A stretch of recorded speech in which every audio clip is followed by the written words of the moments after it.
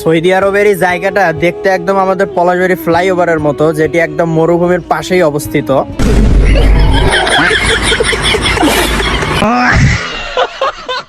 মানে VPN connect হয়ে গেছিল তো।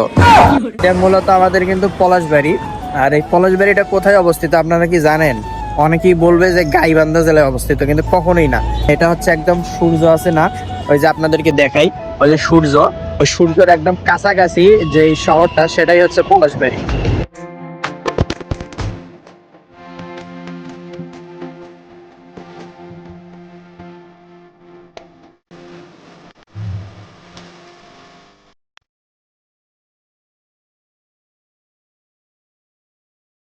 আসসালামু আলাইকুম। চলুন আজকের গল্পটি ঘুরে নিয়ে যাই 3 বছর পূর্বে, 2023 সাল। সে সময় টিকটকে ঢুকলে হাজারো ছাত্রীদের মাঝে পলাশবাড়ির 2-1জনকে দেখা যেত। কিন্তু সময় বদলেছে, পলাশবাড়িতে হয়েছে ফ্লাইওভার। এখন সময়ের বিবর্তনে সেই সংখ্যাও পরিবর্তন হয়েছে। আমি বোঝাতে যাচ্ছি, এখন পলাশবাড়িতে 10টা ঘরের ভিতর 11 জনই টিকটকার। আর এগুলোর পিছনে অবদান রাখছে আমাদের এই পলাশবাড়ি ফ্লাইওভার। ধন্যবাদ।